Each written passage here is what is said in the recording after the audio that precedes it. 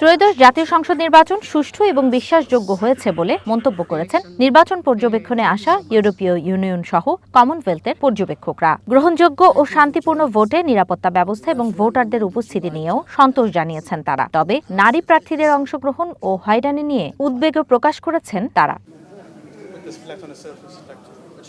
বাংলাদেশের জনসংখ্যার ৫১% নারী, অথচ এবারের সংসদ নির্বাচনে অংশ নিয়েছেন মাত্র ৪% নারী। ইউরোপিয়ান ইউনিয়নের নির্বাচন পর্যবেক্ষণ দলের প্রধান বলেন, জুলাই গণ অভ্যুত্থানে নারীদের অংশগ্রহণ থাকলেও নির্বাচনে নারীদের সেই হার কম। কারণ হিসেবে তিনি ডিজিটাল মাধ্যম সহ নানাভাবে নারীদের হয়রানির কথা তুলে ধরেন।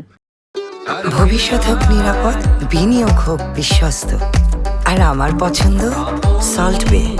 ওয়েলকাম টু সল্ট বে। নারীরা জুলাই অভ্যুত্থানে স্বতঃস্ফূর্তভাবে অংশ নিলেও নির্বাচনে তাদের উপস্থিতি মাত্র ৪%। ডিজিটাল মাধ্যমে হয়রানি বৈষম্য হয়েছে নারীদের সাথে। জাতীয় রাজনীতিতে নারীদের এগিয়ে নিতে রাজনৈতিক সদিচ্ছার স্পষ্ট অভাব লক্ষ্য করা গেছে। রাজনৈতিক অঙ্গনে নারীদের বাদ দেওয়ার পুরনো প্রথা এখন পরিত্যাগ করার সময় এসেছে। প্রচারণার সময় ভীতি প্রদর্শন এবং বিশেষ করে নারী প্রচারকদের হয়রানি করার ঘটনাও ঘটেছে। নির্বাচন পর্যবেক্ষণে আসা ইইউ পার্লামেন্টের প্রধানও তুলে ধরেন তার পর্যবেক্ষণ।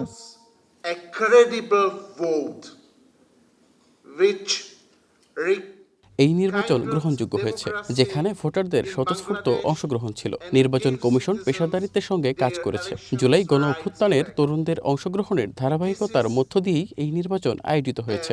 এই তরুণ প্রজন্মকে আগামীতে দেশের কাজে যুক্ত করতে হবে। দেশের সব রাজনৈতিক দলের নেতাদের আহ্বান জানাই, যে কোনো ধরনের সহিংসতা থেকে দূরে থাকতে হবে। সংস্কার কাজগুলো এগিয়ে নিতে নতুন সরকারের প্রতি আহ্বান থাকবে। কমনওয়েলথ পর্যবেক্ষক দলের চেয়ারম্যান নানা আকুফো-আডো বলেন, এই নির্বাচনে সংখ্যালঘু নির্যাতনের কোনো তথ্য পাওয়া যায়নি।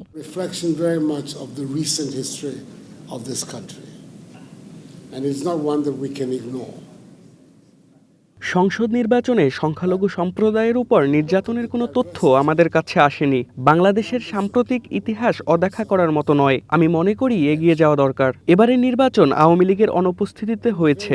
নতুন সরকারের প্রতি আহ্বান থাকবে বাংলাদেশের সকল রাজনৈতিক দলের অংশগ্রহণ নিশ্চিত করতে কাজ করবে। এটাই গণতান্ত্রিক উত্তরণে ভূমিকা রাখবে। শুধু এই নির্বাচনই নয়, আমরা পৃথিবীর সকল দেশের সবসময় সব রাজনৈতিক দলের জন্য লেভেল প্লেইং ফিল্ড তৈরি করার আহ্বান জানাই।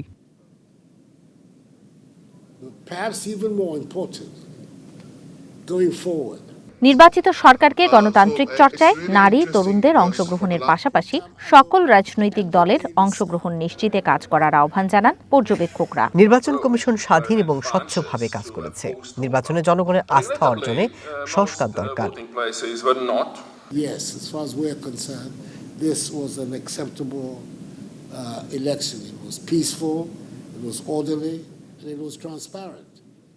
নির্বাচন সুষ্ঠু, গ্রহণযোগ্য এবং অংশগ্রহণমূলক হয়েছে। তবে এই নির্বাচনে নারীদের অংশগ্রহণ অনেক কম। তাদের অংশগ্রহণ বাড়াতে কাজ করা প্রয়োজন। নতুন সরকারকে নারীদের পাশাপাশি তরুণদের অংশগ্রহণ বাড়াতেও কাজ করার আহ্বান জানাই। জুলাই সনদ অনুযায়ী সংস্কারেও গুরুত্ব দেওয়া প্রয়োজন। প্রাথমিকভাবে নির্বাচনের পর্যবেক্ষণ তুলে ধরলেও মার্চ পর্যন্ত নির্বাচন পরবর্তী পরিস্থিতি নজরে রাখবে ইইউ। 2 মাস পর চূড়ান্ত প্রতিবেদন তুলে ধরবে তারা। ঝুমি রহমান, ওয়ান নিউজ, ঢাকা।